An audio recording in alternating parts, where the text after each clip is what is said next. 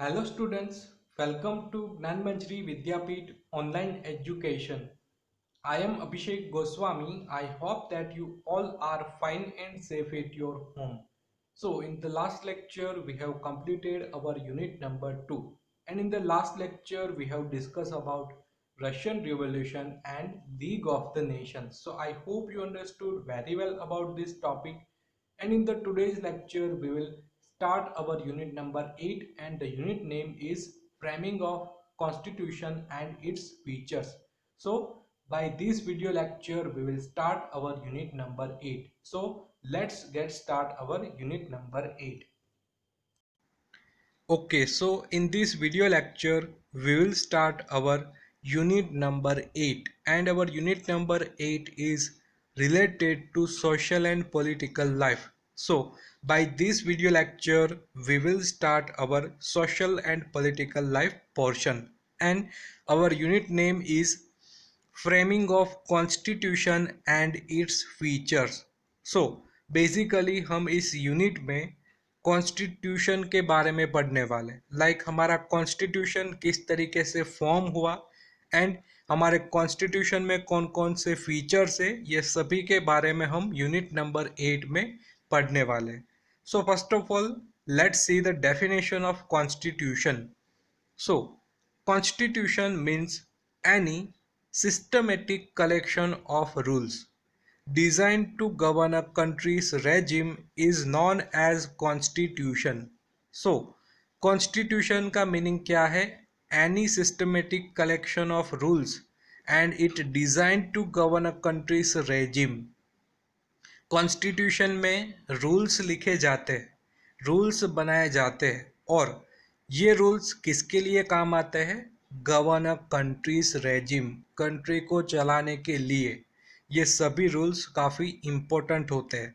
So constitution means any systematic collection of rules designed to govern a country's regime is known as constitution.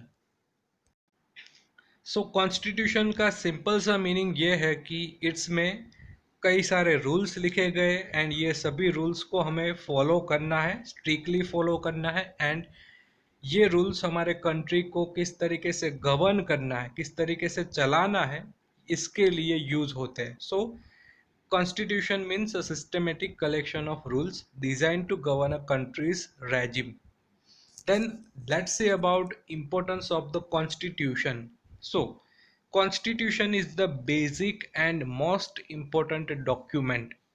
हम constitution को एक document बोलेंगे क्योंकि एक book जैसा ही है, इसमें कई सारे रूल्स लिखे गए हैं और बताया गया है कि हमारे कंट्री को किस तरीके से चलाना है, किस तरीके से गवर्न करना है. So constitution is the basic and most important document. Then the laws of the countries are based on the constitution. Means जो भी लॉस है ये सभी कॉन्स्टिट्यूशन के बेस्ड है. लाइक इसमें जो लिखा गया है इट इज सुप्रीम, इससे आगे कोई रूल और लॉस नहीं होंगे. सो पीपल को, जो भी गवर्नमेंट को चलाते हैं, लाइक प्राइम मिनिस्टर और कॉन्स्टिट्यूएंट असेंबली, ये सभी के मेंबर है, ये सभी को रूल्स को फॉलो करना होगा. कॉन्स्टिट्यूशन में जितने भी रूल्स एंड लॉज लिखे गए ये सभी को फॉलो करने होंगे. So the laws of the country are based on the constitution.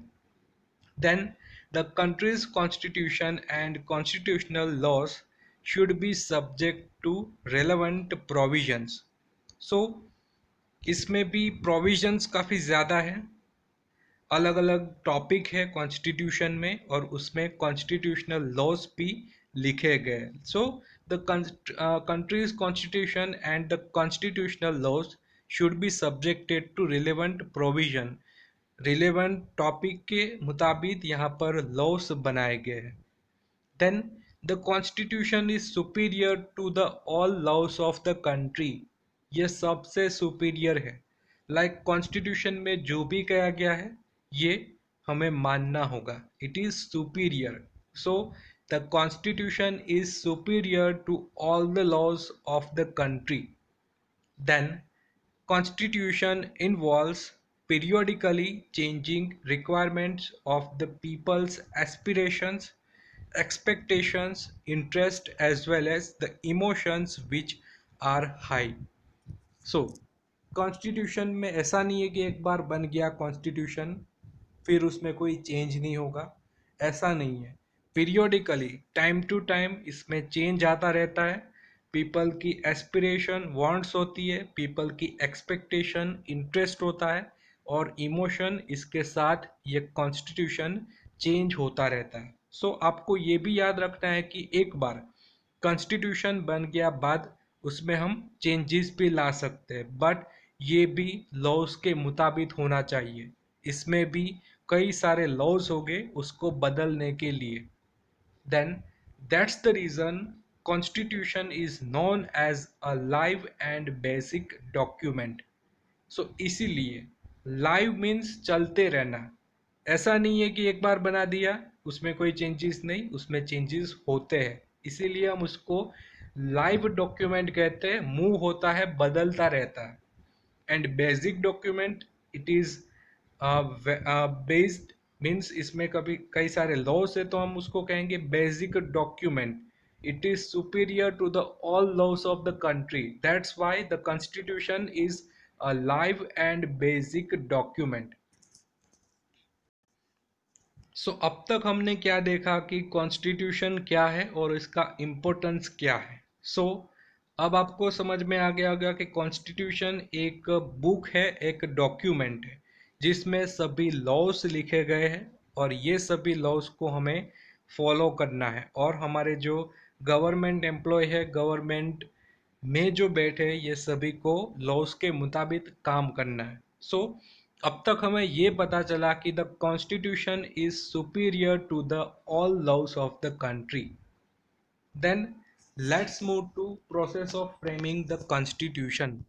अब हम ये देखेंगे कि हमारा जो कॉन्स्टिट्यूशन है किस तरीके से बना, क्या क्या प्रोसेस हुई और उसके बाद हमारा कॉन्स्टिट्यूशन कब बना, इसके बारे में हम अब देखने वाले हैं।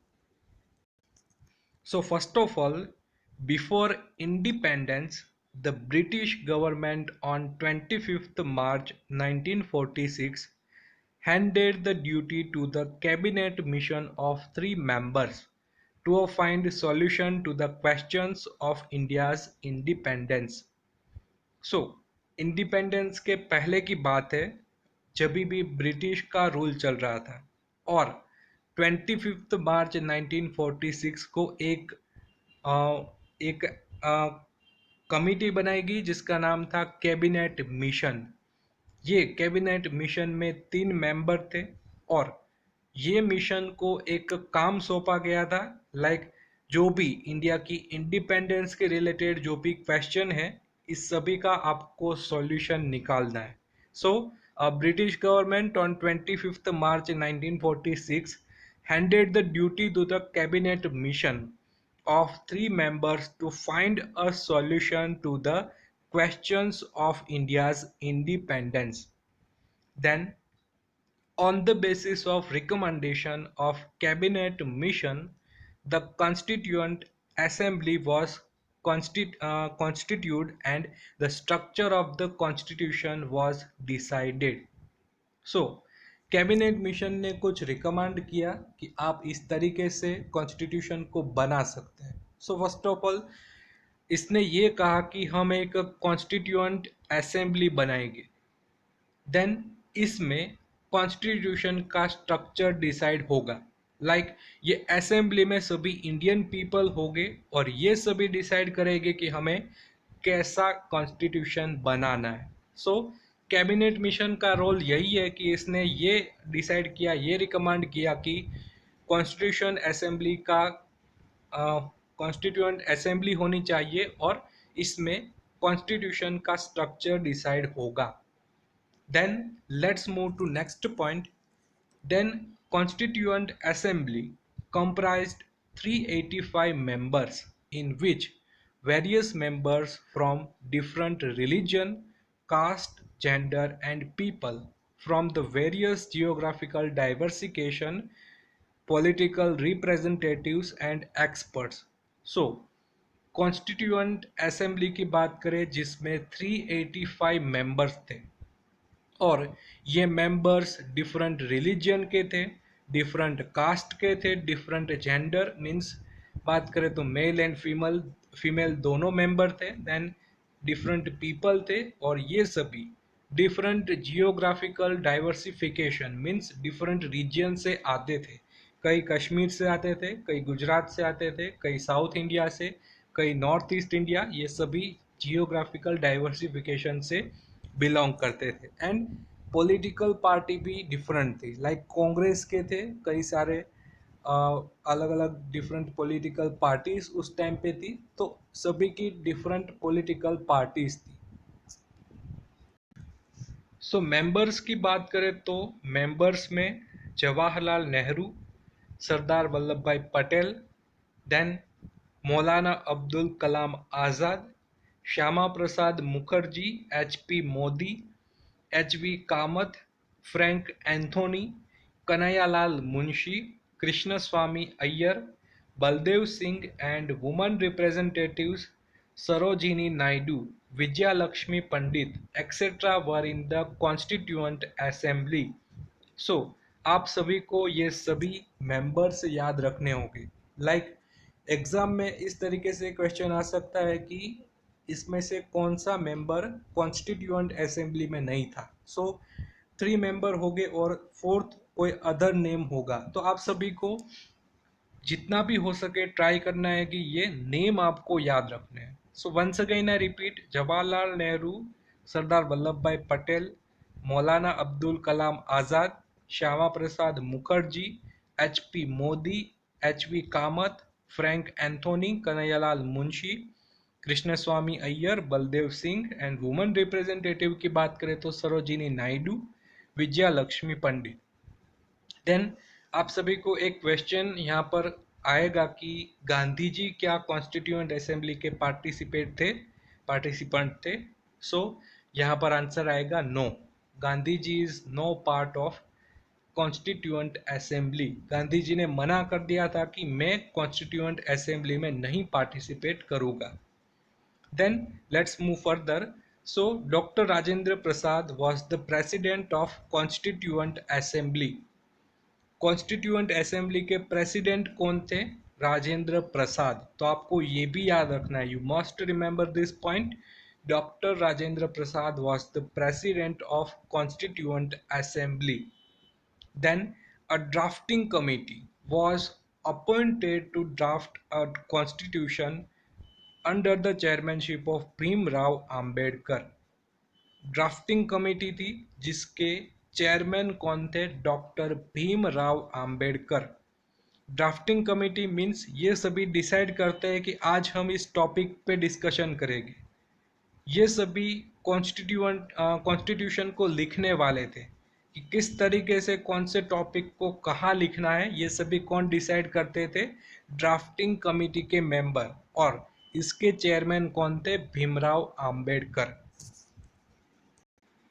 Then from this paragraph you must remember some important points like Constituent Assembly comprised 385 members. Then you must remember some important person were member of the assembly like Jawaharlal Nehru, Sardar Vallabhbhai Patel, Abdul Kalam Azad, Shyama Prasad Mukherjee, ये सभी members याद रखने। And specially you must remember woman representatives like Sarojini Naidu and Vijaya Lakshmi Pandit.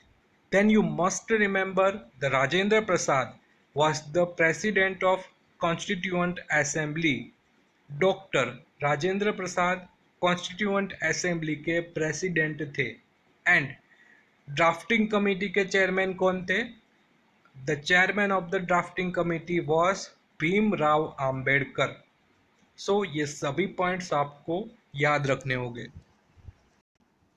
Then let's move further. So the Constitution Assembly met for 166 sessions spread over a period of 2 years, 11 months and 17 days। So assembly की बात करें तो total session हुए थे 166 and total time कितना हुआ था constitution को बनाने के लिए 2 years 11 months and 17 days.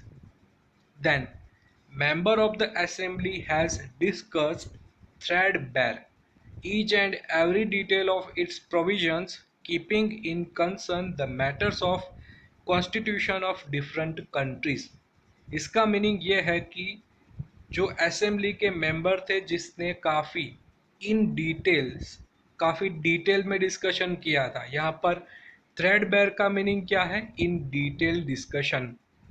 Then each and every detail of its provisions, keeping in concern the matters of the constitution of different countries. Like जो भी मेंबर थे इसने डिफरेंट कंट्रीज के कॉन्स्टिट्यूशन की भी स्टडी की थी और उसमें से जो भी इम्पोर्टेंट पॉइंट थे ये सभी पॉइंट्स को हमारे कॉन्स्टिट्यूशन में इंक्लूड किया था. So members of the assembly has discussed threadbare and each and every detail of its provisions, keeping in concern the matters of the constitution of different countries. So in this constitution there are 295 articles and 8 appendices. After amendments with 395 articles and 9 appendices, the constitution was framed. जब भी constitution का formation हुआ तभी उसमें 295 articles थे और 8 total अपेंडाइसिस थे.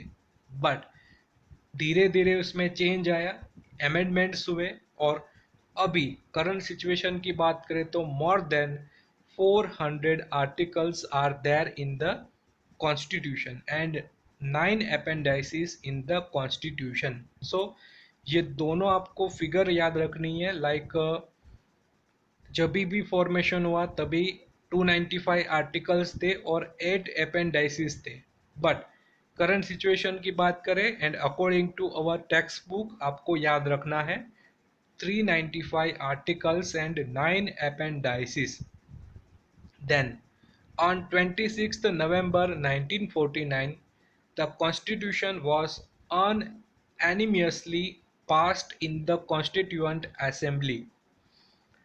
Constituent assembly में ये कॉन्स्टिट्यूशन कब पास हुआ? ऑन 26 नवंबर 1949 कॉन्स्टिट्यूएंट असेंबली ने पास कर दिया. ओके, ये बढ़िया कॉन्स्टिट्यूशन है, ये पूरे इंडिया में अप्लाई अब होना चाहिए. सो अनएनिमियसली मीन्स किसी ने ओपोज नहीं किया था, सभी ने हाँ कही थी कि बस ओके है ये कॉन्स्टिट्यूशन, इसमें कोई फॉल्ट नहीं है. So on 26 November 1949 the constitution was unanimously passed in constituent assembly. Then on 26th January 1950 the Constitution of India came into existence and India was declared a republic nation. हम सब जानते हैं कि 26 जनवरी 1915 को हमारा कॉन्स्टिट्यूशन एग्जिस्टेंस में आया था, ये लागू हो गया था एंड इसके बाद से हमारा इंडिया रिपब्लिक नेशन से जाना गया, गणतंत्र देश. ये डेट आपको याद रखनी है 26 January 1950. Then thereafter every year on 26th January we celebrate Republic Day with national fervor. तभी से हम एवरी ईयर 26 जनवरी को रिपब्लिक डे मनाते हैं. हम सब जानते हैं रिपब्लिक डे 26 जनवरी को सेलिब्रेट करते हैं. Then in the Indian constitution we have 4 lions as national emblem and national slogan Satyameva Jayate means truth will always win. Then the constitution provides for citizenship, rights and duties of the people, directive principle of the state policy, union state relations, elections and emergency provisions. Constitution में हमें देखने को मिलता है हमारा national emblem, जिसमें 4 Lions है। And national slogan की बात करें तो हमारा नेशनल स्लोगन है सत्यमेव जयते, means truth with will always win. Then हमारे कॉन्स्टिट्यूशन में कौन कौन सी थिंग्स है, मीन्स हमारा कॉन्स्टिट्यूशन हमें क्या प्रोवाइड करता है। So first of all citizenship, rights, हमें राइट्स प्रोवाइड करता है, ड्यूटीज। देन हमें यूनियन स्टेट रिलेशंस भी इसमें देखने को मिलती है, इलेक्शंस के भी प्रोविजंस है, और इमरजेंसी के टाइम क्या क्या प्रोविजन होते हैं ये सभी हमें कॉन्स्टिट्यूशन में देखने को मिलता है। सो thus, the Constitution of India is the most detailed and elaborate national document. So, हम कह सकते हैं कि हमारा कॉन्स्टिट्यूशन है ये मोस्ट डिटेल्ड, इसमें ज़्यादा से ज़्यादा डिटेल है, elaborate means very detailed national document है हमारा constitution. So in this video we have started our unit number 8, and our unit number 8 is related to social and political life. And in this unit we will discuss about constitution and its features. So first of all we have discussed about constitution meaning, like definition of constitution. So first of all, any systematic collection of rules designed to govern a country's regime is known as constitution. हमने ये देखा था कि constitution क्या है, collection of rule, and ये rule किसके लिए है, govern a country's regime. Then हमने ये देखा था कि constitution is the basic and most important document. Then the constitution is superior to all the laws of the country, ये सबसे सुपीरियर है, इससे ऊपर कोई नहीं है। देन हमने ये भी देखा था कि constitution involves periodically changing requirements of the people's aspiration, expectation, interest, as well as the emotions which are high. That's why this reason that's reason constitution is known as live and basic document.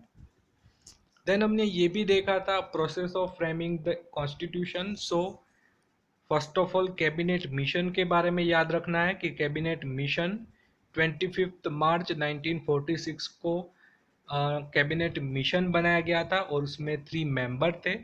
और main purpose क्या था cabinet mission का, find a solution to questions of India's independence. Then cabinet mission ने क्या recommend किया कि हम एक कॉन्स्टिट्यूएंट असेंबली बनाते हैं, और इसमें कॉन्स्टिट्यूशन डिसाइड किया जाएगा कि इसमें क्या क्या पॉइंट है, ये स्ट्रक्चर है, ये सभी डिसाइड किया जाएगा। देन अब हम बात करते हैं कॉन्स्टिट्यूएंट असेंबली के बारे में। सो इसमें 385 मेंबर थे। मेंबर्स की बात करें, फेमस मेंबर्स थे Jawaharlal Nehru, Sardar Vallabh Bhai Patel, Abdul Kalam Azad, Shyama Prasad Mukherjee, then Kanhaiyalal Munshi. You must remember Kanhaiyalal Munshi is was belong to Gujarat, हमारे गुजरात के थे।